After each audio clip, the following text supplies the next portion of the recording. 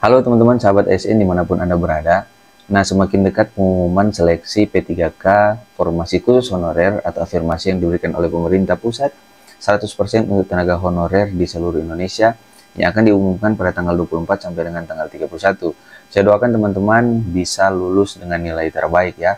Sesuai dengan Kemenpan 347 bahwa yang akan dilihat itu adalah ranking terbaik. Jadi tidak ada passing grade untuk tahun ini. Nah, oke teman-teman, jadi Menteri Pan-RB mengeluarkan surat juga pada tanggal 10 Desember 2024 untuk menindaklanjuti dari Kemenpan 347, 348, dan 349 terkait dengan formasi apa saja sih yang bisa dilamar oleh teman-teman yang berstatus TMS, baik TMS di seleksi P3K ataupun di CPNS, teman-teman, dan teman-teman yang belum ikut untuk seleksi di tahap 2. Jadi teman-teman harus melihat nih ya. Jadi intinya begini teman-teman. Kalau teman-teman mau melihat kebijakan terbaru pemerintah, harus kita membaca yang namanya aturan. Jadi ada yang komen di kolom komentar video saya bahwa apa yang saya sampaikan itu hoax. Padahal itu adalah keputusan Menteri Pendayagunaan Aparatur Sipil Negara ya, atau Kemenpan.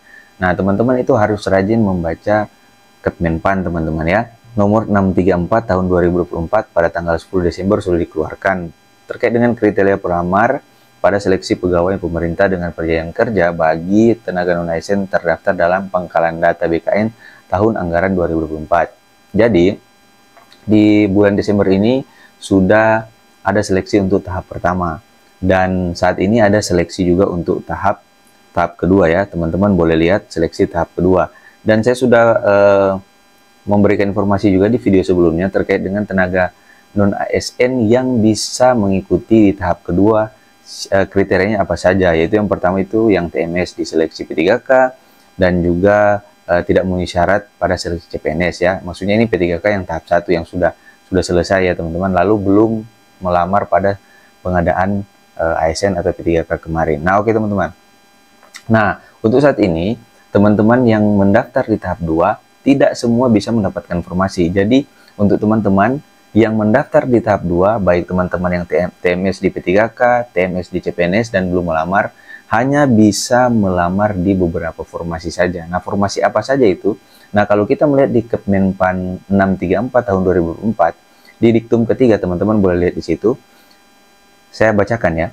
Pelamar sebagaimana dimaksud pada diktum pertama, melamar pada jabatan sebagai berikut: pengelola umum operasional, yang B, layanan atau operator layanan operasional, C, pengelola layanan operasional atau penata layanan operasional.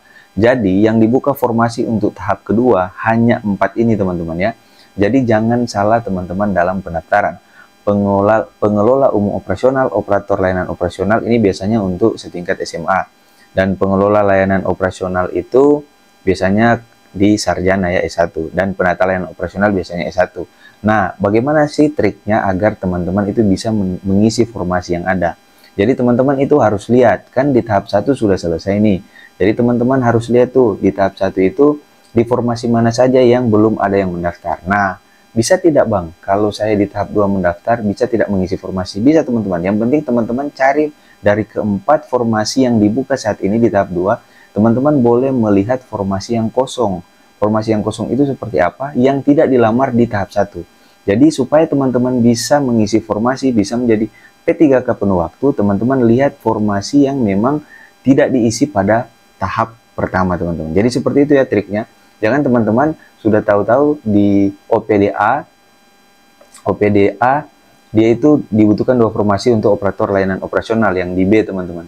Nah, teman-teman juga daftar di situ padahal sudah ada yang mengisi, sudah ada yang nilai paling tinggi, apalagi kalau di situ ada K2. Jadi akan lebih susah teman-teman untuk mendapatkan atau mengisi formasi tersebut yang ada pada akhirnya teman-teman menjadi P3K paruh waktu. Oke teman-teman ya. Jadi ini kesempatan baik untuk teman-teman yang TMS di P3K, di CPNS dan juga yang belum melamar. Pada intinya yang TMS di CPNS tidak untuk umum, tetapi untuk honorer yang sudah terdaftar di pangkalan data atau di database PKN.